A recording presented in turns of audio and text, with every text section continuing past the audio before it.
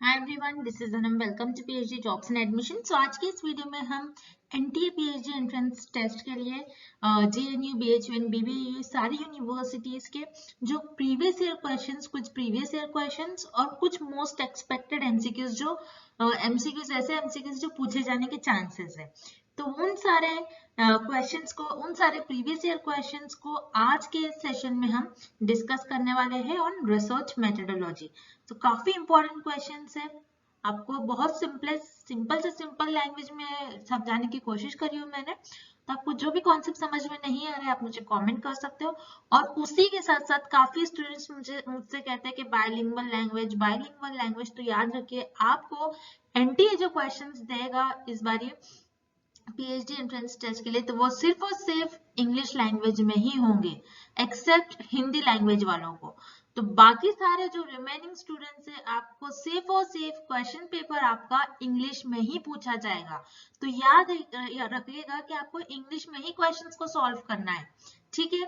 और उसी के साथ साथ मैं आपको बता दूं कि आपके एग्जामिनेशन के लिए, जैसे कि आप सभी को पता है, आपका जो एनटीए का पीएचडी एंट्रेंस एग्जामिनेशन ही 26 टू 31 ऑफ अक्टूबर के बीच में कंडक्ट करवाया जा रहा है, जिसके लिए आपके पास आप देखोगे तो 20 डेज ही रिमेनिंग है। अगर आज से अगर आप टाइमिंग देखोगे तो 20 डेज ही रिमेनिंग है आपके एग्जामिनेशन के लिए। तो किस तरीके से प्रिपेयर करना है आपको पेपर 1 और पेपर 2 के लिए, किस तरीके से आपको स्टडी मटेरियल को फॉलो करना है, कितने क्वेश्चन कहाँ से पूछे जाने के चांसेस है, हमने प्रीवियस ईयर क्वेश्चंस को जो सारी यूनिवर्सिटीज है उनका एनालाइज कर रखा है, ठीक है। तो इन सारे वो वीडियो भी देखना है आपको, किस तरीके से क्वेश्चन पूछे जाने के चांसेस है, इन डिटेल वीडियो भी बना रखा है मैंने, तो जिससे कि आपको आइडिया लग जाएगा कि कहाँ से क्वेश्चन, किस टाइप के क्वेश्चंस और किस तरीके से क्वेश्चंस पूछे जाने के चांसेस है। तो आपको सारे क्वेश्चंस देख लेना है, सारे इंपॉर्टेंट क्वेश्चंस, कहाँ से क्वेश्चन आने के चांसेस है, सब कुछ आपको हम बताते हैं। फॉर पेपर 1 हम आपको प्रिपेयर करवा देते हैं हमारे कोर्स के थ्रू, हमारे टीचर्स के एक्सपीरियंस के थ्रू, ठीक है। तो जिसके लिए आपको स्क्रीन पर दिए गए इस ऐप, ग्लोबल ऑनलाइन ऐप पर आप जाकर हमारे स्टडी मटेरियल को एक्सेस कर सकते हो, जिसके लिए लिंक हम आपको description as well as comment section में प्रोवाइड करते हैं। और उसी के साथ साथ आपको हमारे इस व्हाट्सएप नंबर पर भी कांटेक्ट करना है, जिससे कि आपको इजीली सारी चीजें समझ में आ जाएगी और स्टडी मटेरियल हम आपको प्रोवाइड कर देंगे। सो दैट्स इट, ज्यादा टाइम नहीं लेते, आज के सेशन को हम स्टार्ट करते हैं। जैसे कि मैं आपको जल्दी से बता दूं, जो कि आपका पेपर 1 रिसर्च मेथोडोलॉजी होता है, जिसमें आपको 50 एमसीक्यूज पूछा जाता है।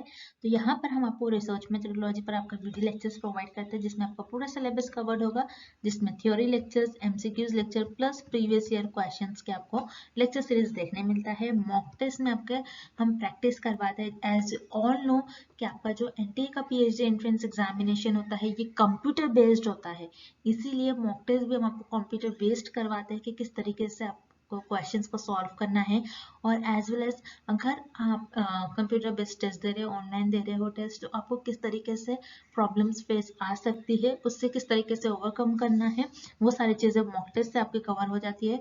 देन उसके बाद नोट्स काफी सिंपलेस्ट लैंग्वेज में है। उसी तरीके से अगर आप इंटरनेट से नोट्स पढ़ते हो तो डिफिकल्ट लैंग्वेज यूज करी जाती है, जिससे कि आपके क्वेश्चंस को और सारी चीजें समझने में काफी टाइम लगता है, इंग्लिश डिफिकल्ट यूज करी जाती है। तो हमारे सिंपलेस्ट लैंग्वेज और टीचर्स का यहाँ पर एक्सपीरियंस भी हमारे नोट्स में, जिससे कि हमने पॉइंट्स को हाईलाइट कर रखा है, जिससे कि आपको क्वेश्चंस पूछे जाने के चांसेस है।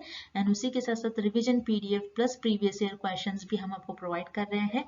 तो यहाँ पर हम आपको सारा चीजें, अगेन हमारे कंटेंट से आपको 50 में से एटलीस्ट 40 टू 45 एमसीक्यूज पूछा जाएगा, ये हम गारंटी के साथ आपको कंटेंट प्रोवाइड कर रहे हैं। जिसके लिए अगेन स्क्रीन पर दिए गए नंबर पर व्हाट्सएप के थ्रू आपको हमें कांटेक्ट करना है, या फिर आप हमारे ऐप के थ्रू डायरेक्टली स्टडी मटेरियल को एक्सेस कर पाओगे। तो जल्द से जल्द आपको लेना है। आपको जैसे कि सभी को पता है, एग्जाम डेट आ चुकी है, जो कि है 26 टू 31 ऑफ अक्टूबर। तो बहुत कम टाइम है, 1 मंथ ही है। अगर आप इतना भी 1 मंथ में अगर आप स्टडी करते हो, इजीली आपका पीएचडी एंट्रेंस टेस्ट एनटीए का क्लियर हो जाएगा। तो ज्यादा टाइम वेस्ट नहीं करते, सेशन को हम स्टार्ट करते हैं। जैसे कि आप स्क्रीन पर देख सकते हो, पेपर 2 का भी हम आपको स्टडी मटेरियल प्रोवाइड करते हैं, जिसमें आपको full syllabus notes, MCQs plus previous year questions भी देखने मिलेंगे। इन सारे सब्जेक्ट्स पर हम आपको स्टडी मटेरियल प्रोवाइड कर रहे हैं। अगर इन सारे सब्जेक्ट्स के अलावा भी आपको कोई और सब्जेक्ट का स्टडी मटेरियल चाहिए, तो आप मुझे कमेंट कर बता सकते हो। उस पेपर 2 के लिए भी आपको दिए गए स्क्रीन पर जो नंबर नजर आ रहा है, इस पर व्हाट्सएप के थ्रू आपको हमें कॉन्टेक्ट करना है। सो दैट्स इट, हम आज के सेशन को हम स्टार्ट करते हैं। A statement about the magnitude, trend, or behavior of a population under study is called. इस क्वेश्चन में हमें फाइंड आउट करना है कि एक ऐसा स्टेटमेंट है, वो स्टेटमेंट किसी पॉपुलेशन के मैग्नीट्यूड, ट्रेंड और बिहेवियर को डिस्क्राइब कर रहा है। तो ये कौन सी हाइपोथेसिस होंगे, हमें ये फाइंड आउट करना है। सो वन बाय वन हम ऑप्शन देखते हैं। Option A null hypothesis. Null hypothesis तो बताती है कि जो वेरिएबल्स होते हैं उनके बीच में कोई रिलेशन ही नहीं होता है। सो यहाँ पर हमें ये बता रहा है कि इस डेफिनेशन में नहीं, दैट्स व्हाई पर आपका ऑप्शन ए इनकरेक्ट हो जाएगा। Then option B alternative hypothesis. Alternative hypothesis ये बताती है कि कुछ ना कुछ वेरिएबल्स के बीच में रिलेशन है, लेकिन ये डेफिनेशन में भी हमें ऐसा कुछ इंफॉर्मेशन नहीं गिवन है। सो यहाँ पर आपका ऑप्शन बी भी इनकरेक्ट हो जाएगा। Then option C descriptive hypothesis. So यहाँ पर आपका ऑप्शन सी करेक्ट हो जाएगा। डिस्क्रिप्टिव हाइपोथेसिस क्या होती है, इसमें एक स्टेटमेंट होता है जो आपके जो स्टडी है, आपकी जो स्टडी का टॉपिक है उसको डिस्क्राइब करती है। जैसे यहाँ पर एक स्टेटमेंट है जो पॉपुलेशन की मैग्नीट्यूड, ट्रेंड और बिहेवियर को डिस्क्राइब कर रही है। सो डिस्क्राइब कर रही है, इससे आपको याद रखना है डिस्क्रिप्टिव। सो डिस्क्रिप्टिव रिसर्च भी कैसा कोई फेनोमेना को डिस्क्राइब करती है, उसी तरीके से डिस्क्रिप्टिव हाइपोथेसिस भी एक ऐसा स्टेटमेंट होता है जो किसी स्टडी का जो टॉपिक होता है आपका उसके बारे में कुछ चीजों को डिस्क्राइब करती है। जैसे यहाँ पर पॉपुलेशन है, उसके मैग्नीट्यूड, ट्रेंड और बिहेवियर को जो स्टेटमेंट डिस्क्राइब कर रहा है उसे हम कहते हैं डिस्क्रिप्टिव हाइपोथेसिस। दैट्स व्हाई आपका करेक्ट ऑप्शन हो जाएगा option C descriptive hypothesis. Next question, type 1 error occurs if. इस क्वेश्चन में हमें फाइंड आउट करना है कि टाइप 1 एरर कब होता है। अब एरर क्या होता है आपको पहले ये पता होना चाहिए। तो रिसर्चर अपने रिसर्च में हाइपोथेसिस को टेस्ट करते हैं, और हाइपोथेसिस को टेस्ट करने में रिसर्चर से समटाइम्स कोई मिस्टेक हो जाती है, उसी मिस्टेक्स को एरर कहते हैं। अब एरर के दो टाइप होते हैं, एक होता है टाइप 1 एरर और सेकंड होता है टाइप 2 एरर। अब इस क्वेश्चन में हमें पूछ रहा है कि टाइप 1 एरर कब होता है। तो आपको ये डायग्राम याद रखनी है। तो हम इस डायग्राम के थ्रू समझते हैं कि टाइप 1 एंड टाइप 2 एरर होता क्या है। तो टाइप 1 एरर क्या होता है, जब आपकी नल हाइपोथेसिस ट्रू होती है। जब आपकी नल हाइपोथेसिस ट्रू होती है फिर भी आप उसको रिजेक्ट कर लेते हो, तो वो हो जाता है आपका टाइप 1 एरर। और टाइप 2 एरर कब होगा, जब आपकी नल हाइपोथेसिस फॉल्स हो जाती है फिर भी आप उसको एक्सेप्ट कर ले रहे हो, तब हो जाएगा आपका ये type 2 error. So remember type 1 error को हम अल्फा एरर भी कहते हैं और टाइप 2 एरर को बीटा एरर भी कहते हैं। सो टाइप 1 एरर कब होता है, जब आपकी नल हाइपोथेसिस ट्रू हो फिर भी आप उसको रिजेक्ट कर ले रहे हो, तब होगा आपका वो टाइप 1 एरर। तो इस क्वेश्चन का करेक्ट ऑप्शन हो जाएगा option A, the null hypothesis is rejected even though it is true. Next, hypothesis relates. इस क्वेश्चन में हमें फाइंड आउट करना है हाइपोथेसिस किस ऑप्शन से रिलेट करता है। अब हाइपोथेसिस क्या होता है पहले आपको ये पता होना चाहिए। सो हाइपोथेसिस एक टेंटेटिव स्टेटमेंट होता है जो रिसर्चर के अजम्पशंस और गेसेस पर बेस्ड होता है। Tentative statement means temporary statement, थोड़े देर के लिए रिसर्चर मान लेते हैं कि मैं ऐसा करने से ऐसा हो सकता है। अब हाइपोथेसिस को हम जनरली एक्सपेरिमेंटल रिसर्च में टेस्ट करते हैं। तो एक्सपेरिमेंटल रिसर्च में कैसे हम टेस्ट करते हैं, हम ये देखते हैं कि इंडिपेंडेंट वेरिएबल का क्या इफेक्ट हो रहा है डिपेंडेंट वेरिएबल पर। सो इंडिपेंडेंट का इफेक्ट देखते हैं हम डिपेंडेंट वेरिएबल पर। सो इंडिपेंडेंट वेरिएबल को एक्सपेरिमेंटल रिसर्च में हम चेंज करते हैं, मैनिपुलेट करते हैं। तो ये देखते हैं कि डिपेंडेंट वेरिएबल या फिर चेंज हो रहा है या फिर नहीं चेंज हो रहा है। इंडिपेंडेंट वेरिएबल को चेंज करने से क्या डिपेंडेंट वेरिएबल पर कुछ चेंजेस आ रहे हैं या फिर नहीं आ रहे हैं। सो हाइपोथेसिस किससे रिलेट कर रहा है, इससे आपको पता चल रहा है वेरिएबल टू वेरिएबल, क्योंकि अगर कोई चीज कांस्टेंट होंगी तो उसको रिसर्चर टेस्ट ही क्यों करेंगे। ओके, सो वेरिएबल्स टू वेरिएबल्स, यहाँ पर आपका करेक्ट ऑप्शन हो जाएगा hypothesis relates with variables two variables. So option D here is the right answer. Next, could be used to test population mean when population standard deviation is known though sample size is small। इस question में हमें find out करना है ऐसा कौन सा test हम use करेंगे अगर हमें पॉपुलेशन का स्टैंडर्ड डिविएशन नोन है और उस पॉपुलेशन की साइज जो है वो स्मॉल है, और सॉरी उस सैंपल की जो साइज है वो स्मॉल है। सो उस टाइम पर आप कौन सा टेस्ट यूज करेंगे, हमें ये फाइंड आउट करना है। सो रिमेंबर हाइपोथेसिस टेस्टिंग के कुछ टाइप्स होते हैं जिसमें आपको यहाँ पर कुछ टेस्ट गिवन है, T test, G test and F test. तो टी टेस्ट और जी टेस्ट आप पॉपुलेशन के मीन को कंपेयर करने के लिए, पॉपुलेशन के मीन और सैंपल के मीन को कंपेयर करने के लिए यूज करते हैं। दैट्स व्हाई यहाँ पर आपका दो ही ऑप्शन में से एक ऑप्शन करेक्ट होगा जो कि है ऑप्शन ए और ऑप्शन बी, टी और जी टेस्ट में से कोई भी एक टेस्ट करेक्ट होगा। अब इस क्वेश्चन में हमें पूछ रहा है कि आपका जो सैंपल साइज है वो स्मॉल है और आपका जो स्टैंडर्ड डिविएशन है वो नोन है। सो इस केस में आप कौन सा टेस्ट यूज करोगे। सो इस टेबल के थ्रू हम देखते हैं। अब यहाँ पर आपका जो सैंपल का साइज है वो स्मॉल है, सो इस सैंपल का साइज ग्रेटर देन 30 है, तो यहाँ पर हमको ग्रेटर देन 30 नहीं गिवन है, स्मॉल है, तो हम इस साइड पर मूव करेंगे।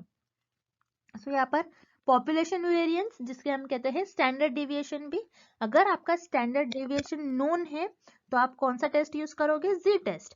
अगर आपको स्टैंडर्ड डेविएशन जो है वो अननोन होता तो आप उस केस में टी टेस्ट यूज करते हो। बस इस केस में हमें क्या गिवन है कि आपका जो सैंपल साइज है वो स्मॉल है, मतलब 30 से कम है, आपका सैंपल साइज 30 से कम है, और आपका जो स्टैंडर्ड डेविएशन है वो आपको नोन है, सो उस केस में आप जी टेस्ट का यूज करोगे। दैट्स व्हाई आपका करेक्ट ऑप्शन हो जाएगा option B, G test. Next, a hypothesis that suggests that changes in one variable cause changes in another is referred to। इस क्वेश्चन में हमें फाइंड आउट करना है एक ऐसा हाइपोथेसिस, अगर आप उसमें एक वेरिएबल को चेंज कर रहे हैं देन वो क्या कॉज बता रहा है कि दूसरा वेरिएबल भी चेंज होगा।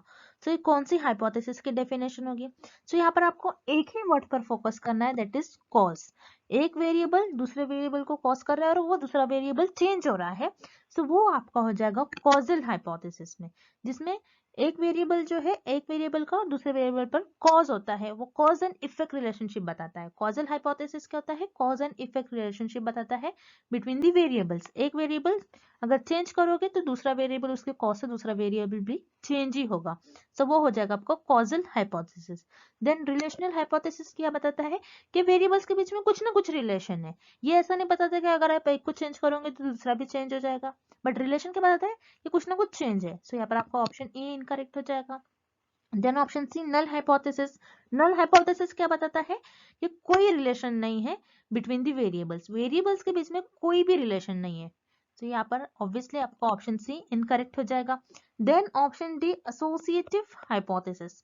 एसोसिएटिव हाइपोथेसिस क्या होता है, जो बताता है कि कोई दो वेरिएबल्स के बीच में कुछ रिलेशन है, जनरली कोई दो इवेंट अकर हुए हैं तो उसके बीच में कोई रिलेशन होगा, ये बताता है। जैसे कभी कभी हम कहते हैं बारिश हो रही है तो लाइटनिंग होगी, लाइटनिंग मतलब बिजली कड़कना, अगर बारिश होती है तो बिजली आएगी, बिजली कड़केगी, तो ये क्या है, हमने ये देख लिया कि बारिश की वजह से शायद लाइटनिंग हुई है। सो एसोसिएटिव हाइपोथेसिस ये बताती है कि कोई दो वेरिएबल, दो कोई फेनोमेना, कोई दो इवेंट अकर हो रहे हैं तो उनमें कुछ ना कुछ रिलेशन है। बट इस क्वेश्चन में हमें क्या बता रहा है कि अगर आप एक वेरिएबल को चेंज करोगे तो दूसरा भी चेंज हो जाएगा, लेकिन एसोसिएटिव हाइपोथेसिस ये तो नहीं बताता है। सो यहाँ पर आपका ऑप्शन डी भी इनकरेक्ट हो जाएगा। सो यहाँ पर आपका करेक्ट ऑप्शन हो जाएगा option B, causal hypothesis. Causal hypothesis ये बताता है कि अगर आप एक वेरिएबल को चेंज करते हो तो उसका कॉज ये होता है क्या, सेकेंड वेरिएबल भी चेंज ही होगा। सो यहाँ पर आपका ऑप्शन भी करेक्ट हो जाएगा। Next question, dash is a statistical measure use for comparing a variance to theoretical variance. इस क्वेश्चन में हमें फाइंड आउट करना है ऐसा कौन सा स्टैटिस्टिकल टूल है जो हम यूज करते हैं कंपेयर करने के लिए ऑब्जर्वेशनल वेरिएंस और थ्योरेटिकल वेरिएंस को। तो उस स्टैटिस्टिकल टूल को हम कहते हैं काई स्क्वायर टेस्ट। सो यहाँ पर आपका ऑप्शन ए करेक्ट हो जाएगा। So students, this is fact based question, तो यहाँ पर आपको ऑप्शन ए करेक्ट हो जाएगा। इसमें कुछ आपको याद नहीं रखना है, ऐसा कौन सा टूल होता है जो कंपेयर करने के लिए यूज होता है observational variance to the theoretical variance, उसका आंसर हो जाएगा आपका chi square test. Okay, next, type 2 error occurs when. So students, इस क्वेश्चन में हमें फाइंड आउट करना है कि टाइप 2 एरर कब होता है। सो अगेन हम इस क्वेश्चन को इस टेबल के हेल्प से सॉल्व करेंगे। सो हियर ऑप्शंस की तरफ हम चलते हैं। First option is the null is true but we rejected. So हम टेबल में देखेंगे जब नल हाइपोथेसिस ट्रू है, ओके, मीन्स आपको यहाँ पर फर्स्ट रो में देखना है, जब नल हाइपोथेसिस ट्रू है और हमने इसको रिजेक्ट कर लिया तो ये कौन से टाइप का एरर होगा, टाइप 1 एरर होगा ये, ओके, ये टाइप 2 एरर नहीं होगा। That's why here option is incorrect. Then option B, the null is false and we rejected. Okay, so means आपको यहाँ पर अभी इस टेबल में सेकेंड रो में देखना है। सो नल हाइपोथेसिस आपकी फॉल्स है और आपने उसको रिजेक्ट कर लिया, फॉल्स है और आपने उसको रिजेक्ट कर लिया, मीन्स आपका जो डिसीजन है वो करेक्ट है, मीन्स ऑप्शन बी में कोई एरर ही नहीं है। That's why here option B is again incorrect. Then option C, the null is true and we accept it. So again आपको यहाँ पर टेबल में देखना है और यहाँ पर आप फर्स्ट रो में देखेंगे जब आपकी नल हाइपोथेसिस ट्रू है और आप उस नल हाइपोथेसिस को एक्सेप्ट कर ले रहे हो, दैट मीन्स आपका जो डिसीजन है ये करेक्ट डिसीजन है। अगेन ऑप्शन सी में कोई एरर नहीं है, that's why here option C is incorrect. Then option D, the null is false but we accept it. क्या हो रहा है यहाँ पर, नल हाइपोथेसिस फॉल्स है फिर भी आप उसको एक्सेप्ट कर ले रहे हो। जब नल हाइपोथेसिस फॉल्स होती है और आप उसको एक्सेप्ट कर लेते हो तो उसे हम कहते हैं type 2 error. So yes, type 2 error occurs when null hypothesis is false and we accept it. So here option D is the right answer. null hypothesis false होती है, null hypothesis गलत होती है, फिर भी हम उसको accept कर ले रहे हैं, so that is known as type 2 error. So here option D is the right answer. Moving on to the next question. If alpha is equals to 0.05 and beta is equals to 0.10, the power of that hypothesis test is. इस question में हमें find out करना है कि अगर आपके alpha की value 0.05 है एंड बीटा की वैल्यू 0.10 है, देन इस केस में आपकी पावर ऑफ हाइपोथेसिस टेस्ट की वैल्यू क्या होगी। पावर ऑफ हाइपोथेसिस का मतलब होता है प्रोबेबिलिटी, आपको याद रखना है, probability that the correctly reject the null hypothesis। मतलब कितने परसेंट चांस है, कितने परसेंट प्रोबेबिलिटी मतलब चांस, कितने चांस होगा कि आप करेक्टली आपकी नल हाइपोथेसिस को रिजेक्ट कर रहे हो, करेक्ट वैसे आप आपकी नल हाइपोथेसिस को रिजेक्ट कर रहे हो, ये कितने परसेंट चांस होगा, उसे हम कहते हैं पावर ऑफ हाइपोथेसिस टेस्ट। अब पावर ऑफ हाइपोथेसिस टेस्ट का फॉर्मूला होता है 1 माइनस बीटा। 1 माइनस बीटा की वैल्यू आपको गिवन है 0.10, सो 1 माइनस 0.10 होता है आपका 0.90। रिमेंबर इस क्वेश्चन में बस आपको कंफ्यूज करने के लिए अल्फा की वैल्यू गिवन है, ओके आपको कंफ्यूज नहीं होना है। पावर ऑफ हाइपोथेसिस टेस्ट का फॉर्मूला होता है 1 माइनस बीटा, सो 1 माइनस 0.10 अगर आप सब्स्टिट्यूट करते हो तो आपका आंसर हो जाएगा 0.90, तो आपका करेक्ट ऑप्शन हो जाएगा ऑप्शन बी 0.90। तो पावर ऑफ हाइपोथेसिस टेस्ट में एक बार फिर से रिपीट कर रही हूँ, क्या होता है कि कितने परसेंट चांस है कि आप आपके नल हाइपोथेसिस को करेक्ट वे से रिजेक्ट कर रहे हो। तो इस केस में आपका 90% ये चांस होगा कि आप आपके नल हाइपोथेसिस को करेक्ट वे से रिजेक्ट कर रहे हो, तो यहाँ पर आपका करेक्ट ऑप्शन हो जाएगा option B 0.90। Next, the purpose of hypothesis testing is to. इस क्वेश्चन में हमें फाइंड आउट करना है कि हाइपोथेसिस टेस्टिंग का पर्पस क्या होता है। अब हाइपोथेसिस टेस्टिंग हम क्यों करते हैं, ये देखने के लिए जो हमारी नल हाइपोथेसिस है उसको हम एक्सेप्ट कर लेते हैं और रिजेक्ट कर लेते हैं। दो ही वेज होते हैं, अगर हम हाइपोथेसिस को टेस्ट करते हैं तो हम नल हाइपोथेसिस को या तो एक्सेप्ट कर लेते हैं या फिर रिजेक्ट कर लेते हैं, ये दो ही चीज करते हैं जब भी हम हाइपोथेसिस को टेस्ट करते हैं। तो अब इस क्वेश्चन में हमें कुछ ऑप्शंस गिवन है, उसके थ्रू हम देखते हैं कि हाइपोथेसिस का पर्पस क्या होगा करेक्ट। अब ऑप्शन ए देखते हैं हम, test how far the mean of sample is from zero. हम हाइपोथेसिस टेस्ट इसलिए नहीं करते कि जो हमारा सैंपल का मीन है, सैंपल से हमको जो भी रिजल्ट्स मिल रहे हैं वो जीरो से कितना दूर है ये देखने के लिए हम हाइपोथेसिस को टेस्ट नहीं करते। सो यहाँ पर आपको ऑप्शन ए इनकरेक्ट हो जाएगा। देन ऑप्शन सी देखेंगे हम, determine the appropriate value of the significance level. हम सिग्निफिकेंस लेवल को डिटरमाइन करने के लिए भी हाइपोथेसिस को टेस्ट नहीं करते हैं। अब सिग्निफिकेंस लेवल क्या होता है, सिग्निफिकेंस लेवल वो होता है जब भी आप हाइपोथेसिस को टेस्ट करते हो तो आप आपके जो रिजल्ट है उसमें कुछ एरर अलाउ करते हो। अब मान लीजिए आपका जो सिग्निफिकेंस लेवल है वो आप 1% रखते हो और या फिर 5%, या तो आप 1% रखोगे या फिर 5%। अगर आपने आपका सिग्निफिकेंस लेवल 1% रखा है मतलब आप सिर्फ आपकी स्टडी में 1% एरर को अलाउ करोगे, मतलब आपके जो 99% जो भी रिजल्ट आएंगे वो सही होंगे। और सिग्निफिकेंस लेवल आपने अगर 5% रख दिया मतलब आप जो आपकी रिसर्च में एरर अलाउ करेंगे वो 5% अलाउ करेंगे, मतलब 95% आपके जो रिजल्ट आएंगे वो करेक्ट आएंगे। सो ये डिटरमाइन करने के लिए भी आप हाइपोथेसिस को टेस्ट नहीं करते हो, तो यहाँ पर आपको ऑप्शन सी इनकरेक्ट हो जाएगा। Then option D, determine the appropriate value of the null hypothesis.